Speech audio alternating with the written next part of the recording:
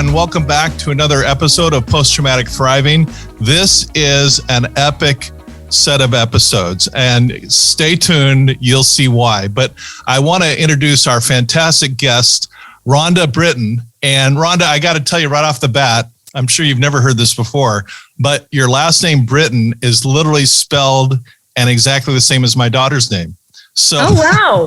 Wow. Well, see, so I had a television show in the United Kingdom, so they'd always say, Britain has been bitten by Britain. There you go. And no, I've actually never had anybody ever have my name before or the spelling of it. So I'm in shock. I knew you'd be in shock. And speaking of shock, we're gonna talk about your story, which is shocking. But before we get into that, and Tanya and I start peppering you with lots of questions. You are an Emmy Award winner,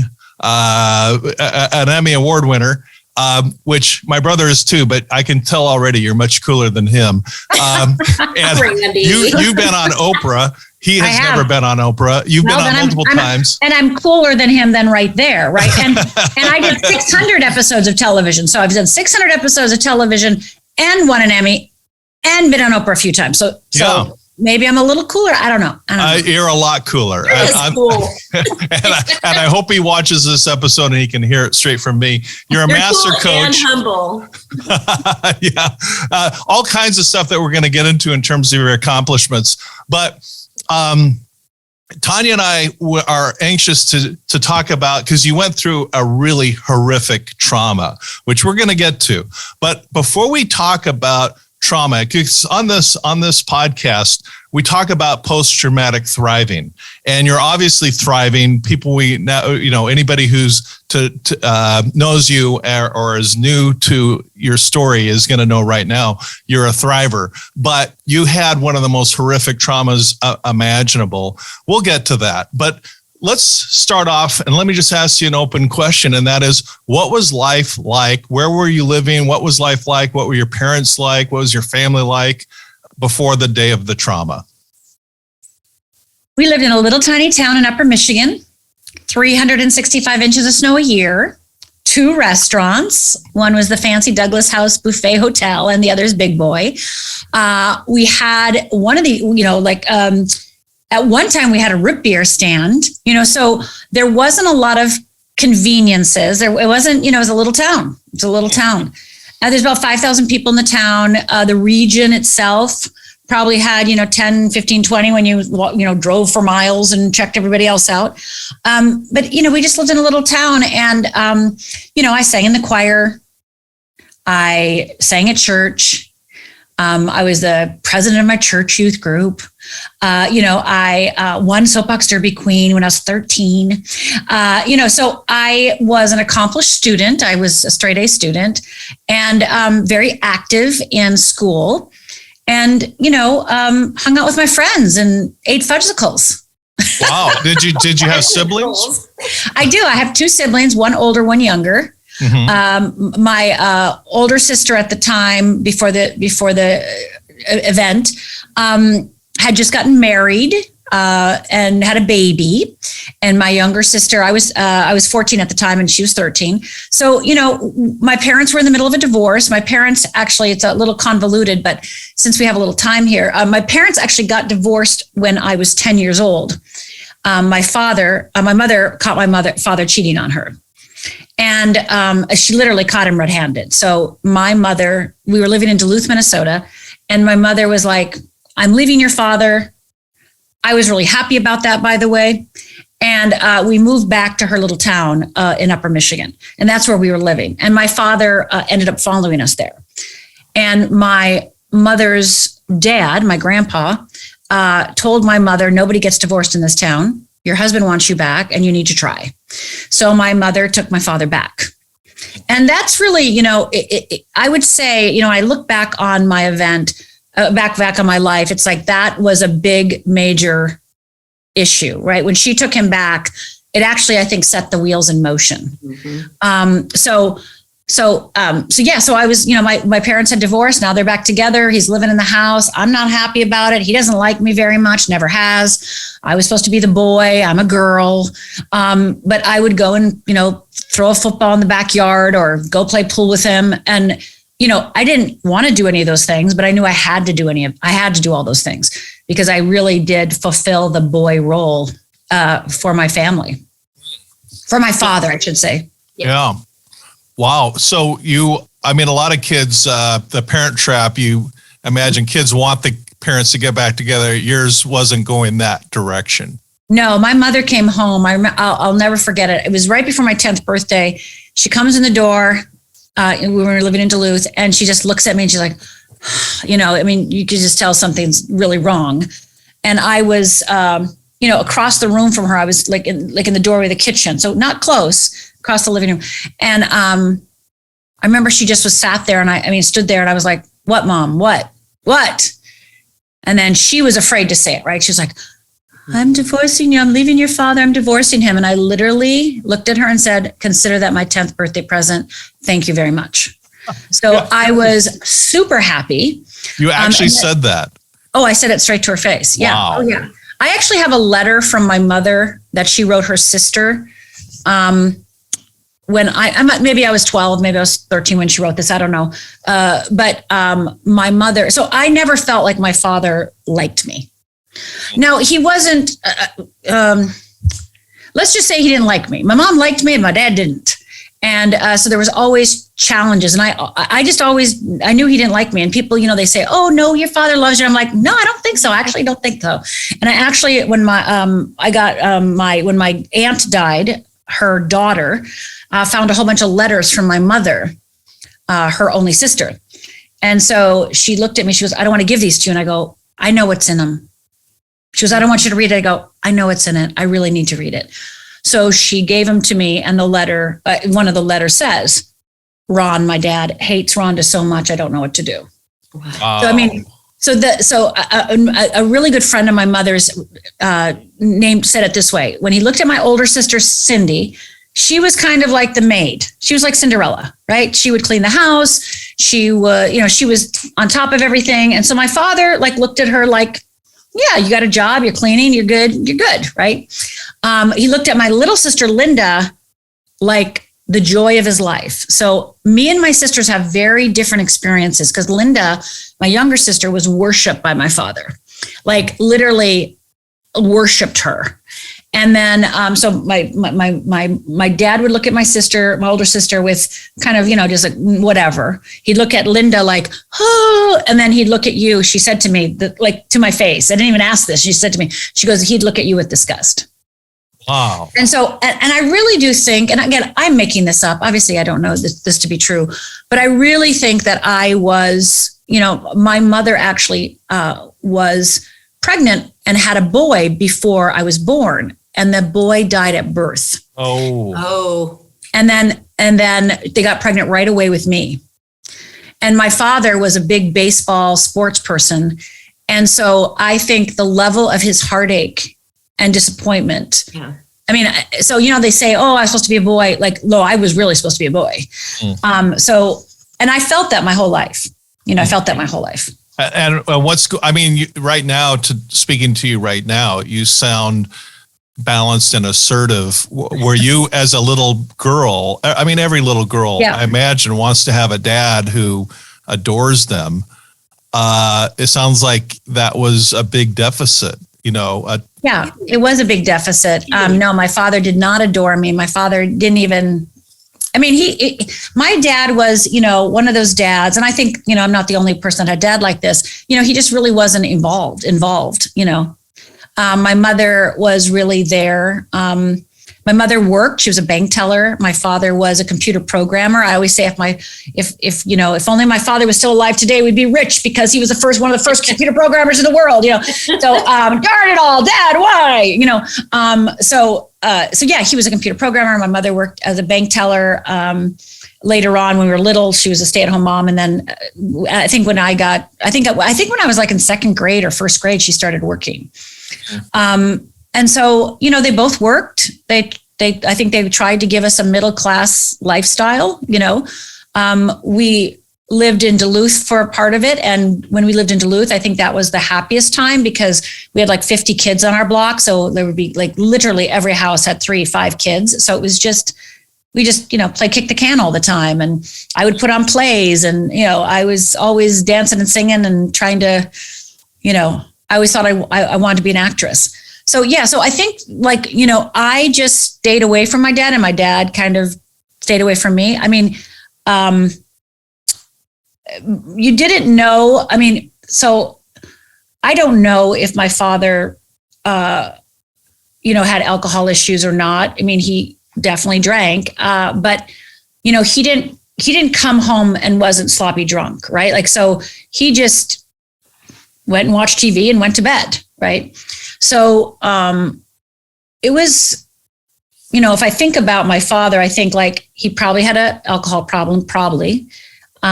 He definitely didn't come home after work. He went to a bar or played pool or did something, or, so he wasn't just around that much in the sense of, when he came home from work, he wasn't with us all evening.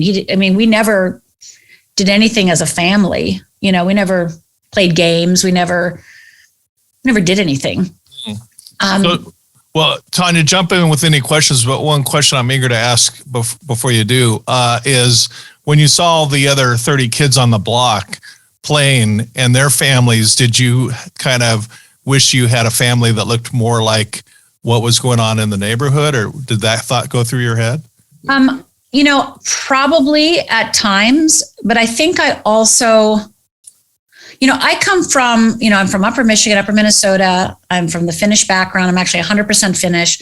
So how I grew up is nobody feels and nobody talks. Right.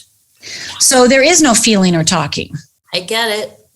So I was raised, I remember when I went to go and find a publisher for my first book, one of the, I can't remember if it was the Simon & Schuster editor asked me, I don't remember who it was, but they said, well, what was your favorite book growing up? And I said, well, now that you're asking me that, my favorite book was Why Am I Afraid to Tell You Who I Am? Wow. So I was, when I was 12 and 10 and 11, I was reading books like that. Why am I afraid to tell you who I am? Now, I think in school, because I was popular and I was straight A's and I did everything, that's where I got my love. That's where I got my affection. That's where I got my connection. I was, I always got this. Yeah, I always got the solos in the choir and, so that's where I got my accolades, right? That's where I got the connection. That's where people told me like, oh, you're so talented, or, oh, you're so pretty, or you're so smart, or whatever they told me. Right. But that didn't happen at home. And if it happened at home, my mother would always be like, don't you dare, because you're going to make your sisters feel bad. So I was never allowed to like brag or be happy or be like, I did it, because then my mother just be right. You just suck it up. Mm-hmm. Right. And, kind of like survive, right? You just do it. And so I don't know if I thought anybody else's family was different than mine. Sure, there was probably a few times when something like I think of my friend Lori growing up in elementary school, or my friend Bobby's parents in elementary school. Me and Bobby were boyfriend and girlfriend from 2nd to 5th grade. Oh, yeah. And we had a fake wedding in 4th grade. And his parents came, we had it went in his backyard, and his parents came, and, all the neighborhood kids. But it was like, they went camping and, they did stuff. They went on vacations, and it's like, wow, so yeah, that kind of stuff. Yeah.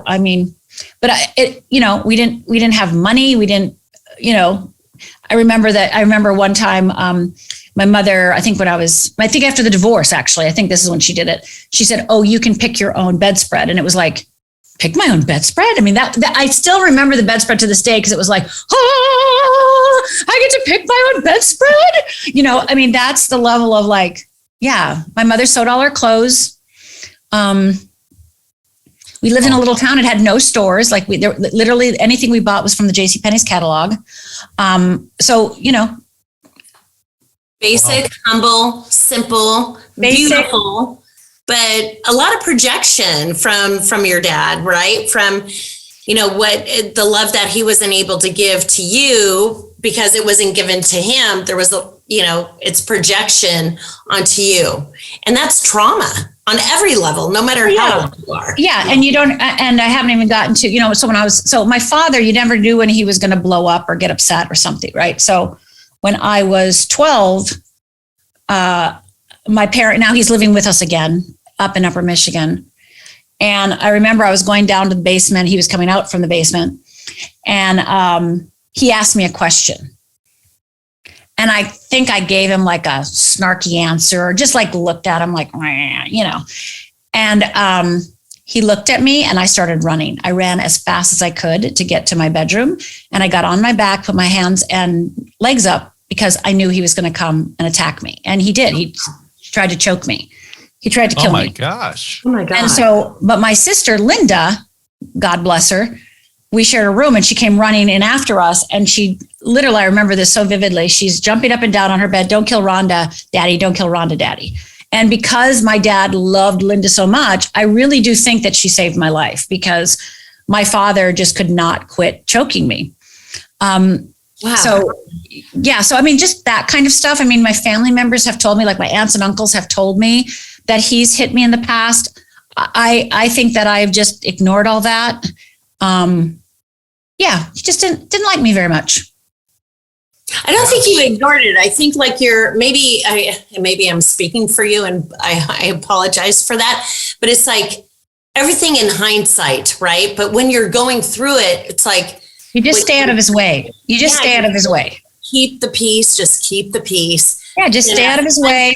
I thought about my mother. Like she's going, like she's in hell, right?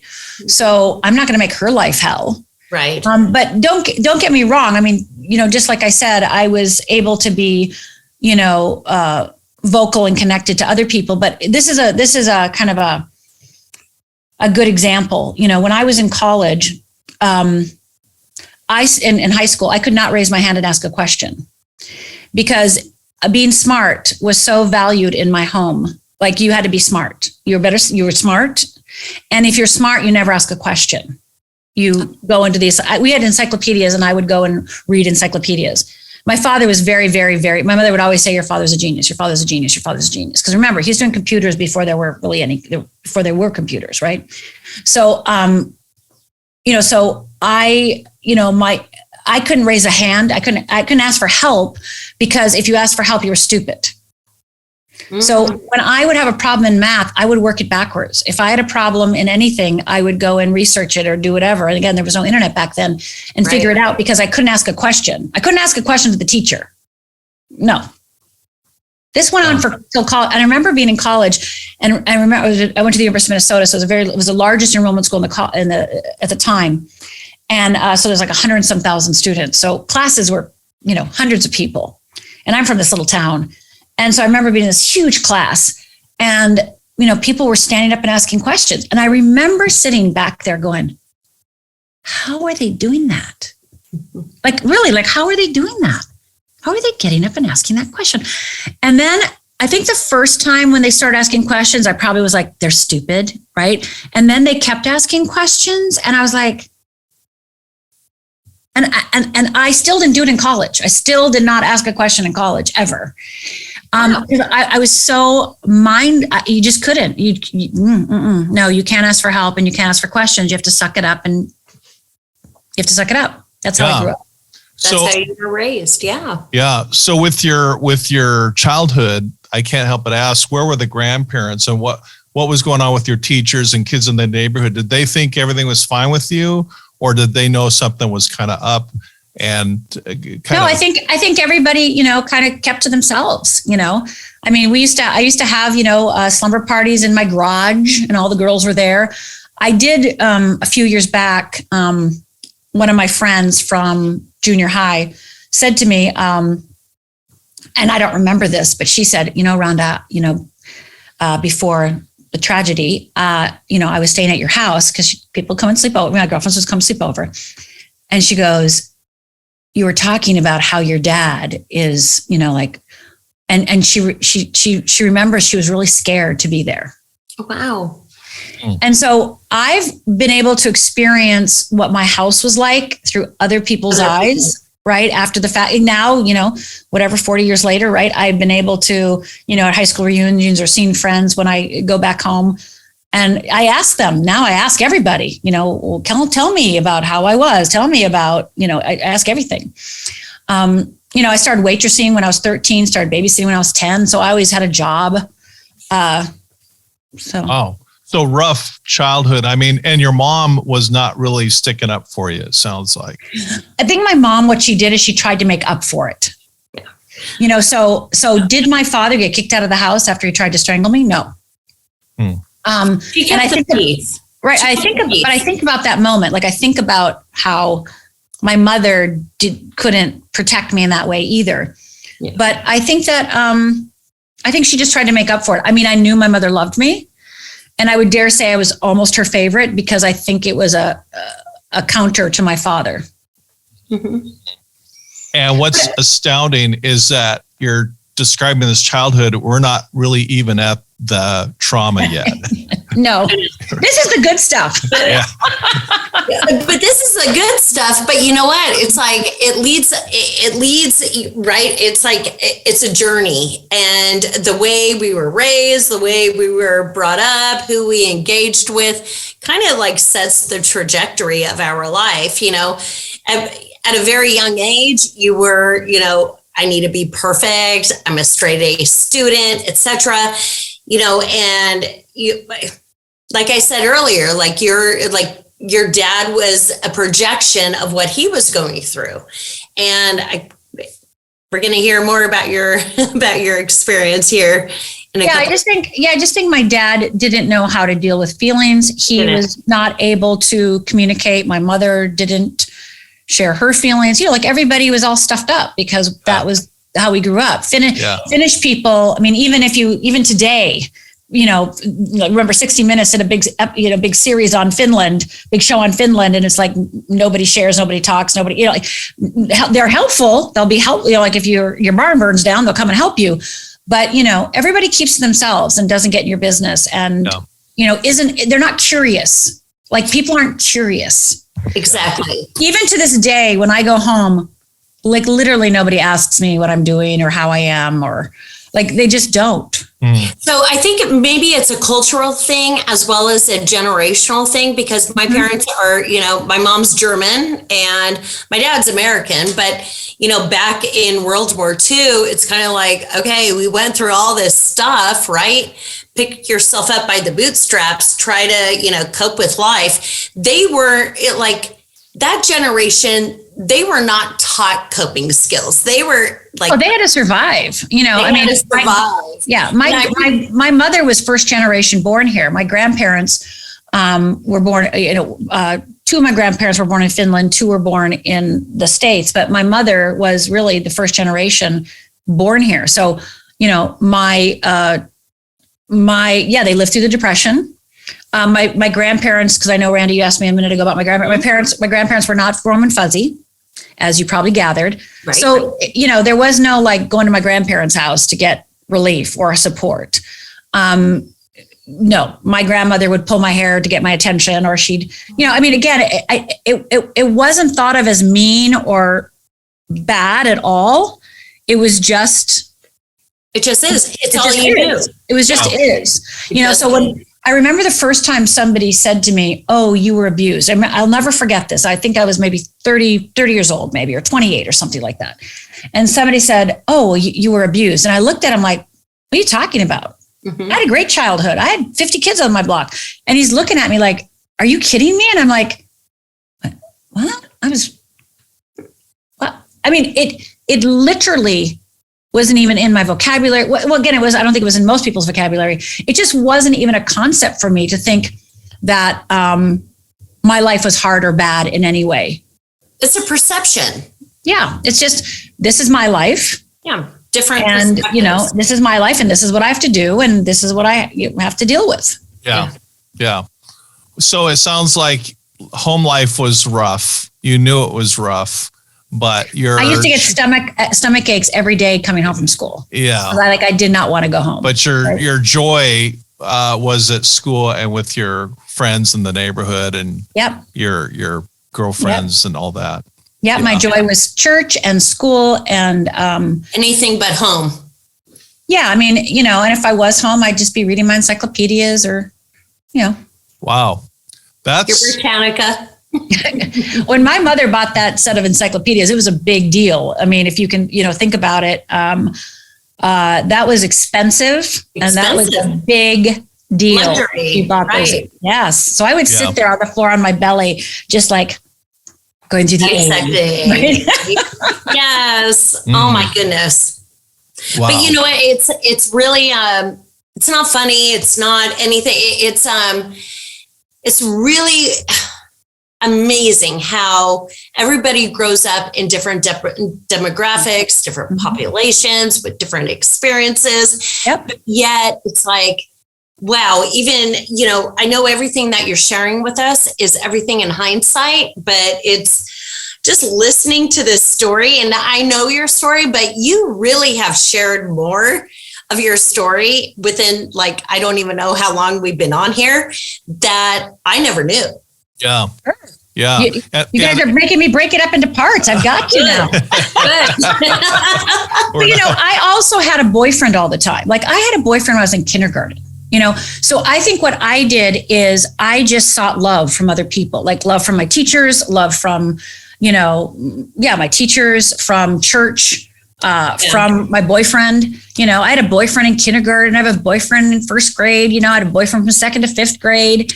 We still have each other's phone numbers. I always thought I would marry him. And then when we moved back to Michigan, I had a boyfriend, so I always, my looking out was out. It wasn't, I just wanted to get away. Right. I just wanted to have a boyfriend. I just wanted to have friends. I wanted somebody to love me. I just needed somebody to love me. And so I got a lot of my affection and attention and approval externally. Yeah. Well, and I want to keep the focus on you, but sitting here, I can't help but notice the contrast because I with Tanya and her family, they were right outside the window here at Monarch Beach with playing beach blanket bingo in their bikinis and having nothing but fun. Oh my God, like how great would that have been? Yeah. Like literally when people tell me these things and I hear stories now as an adult of childhood, I'm like, what? Yeah. You actually I think you actually rent places and you actually went to the beach and you actually did it as a family and you actually had a picnic. So where Randy's office is, literally, if you go to, his right. I can see it. Yeah. It's the beach. But yeah. So but it's a contrast. A big contrast. So Rhonda, anything else you want to, before we get to the trauma in the next episode, so stick around for the next episode because you think that sounds rough. Wait for the next episode. And just so you know, Randy, you have to remember, I didn't even think it was rough.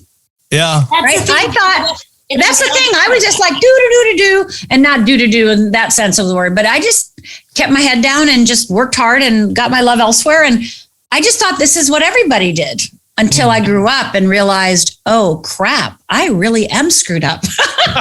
Well, and you know what, Rhonda, and thank you so much for sharing that because, it's so funny. It's not funny. I always say, hey, it's funny.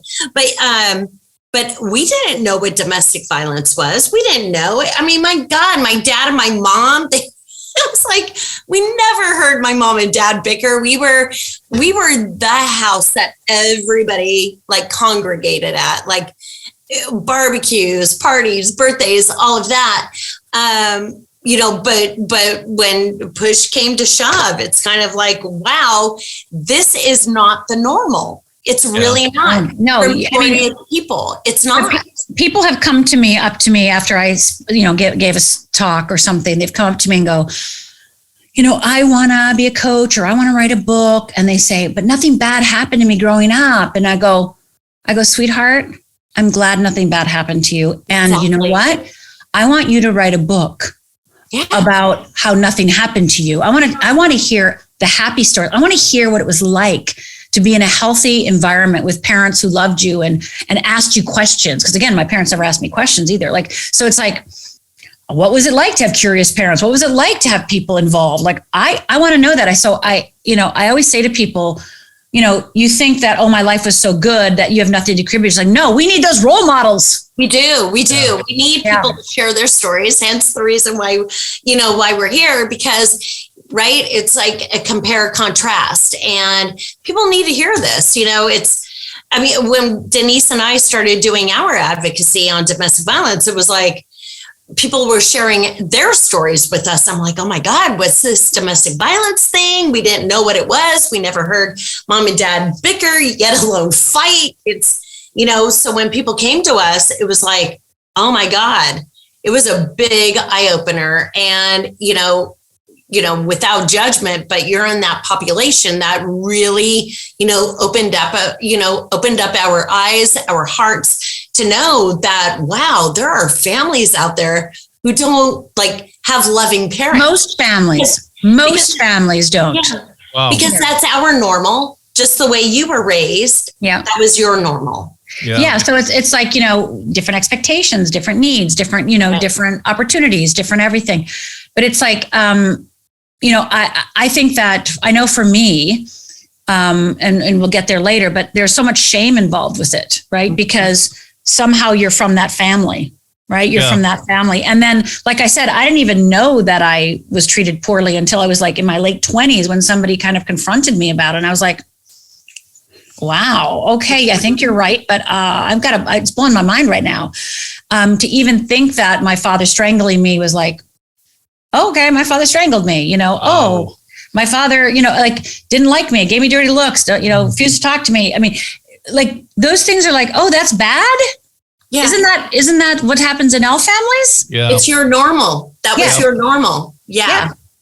Well, as if it can't get worse, we're going to get, get there.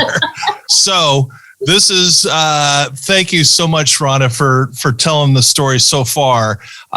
Post-traumatic thriving, this is where we come and tell the stories, where we go from dive, survive, thrive through the process of trauma recovery. Your story is epic. We're about to get to the next chapter, post-traumatic thriving, where we either dive, survive, or thrive. The choice is yours. Okay. See you on the next episode. Thanks for supporting our podcast. Be sure to like, share, and subscribe, and follow us on your favorite social media. For books, merchandise, or to donate, visit CoreIQ.com. Post-Traumatic Thriving is produced by CoreIQ, a nonprofit with a mission to teach the life skills we all need but are not taught in school. CoreIQ and the Post-Traumatic Thriving podcast are for informational purposes only and do not provide medical or mental health advice. Always consult with your licensed medical and mental health care providers.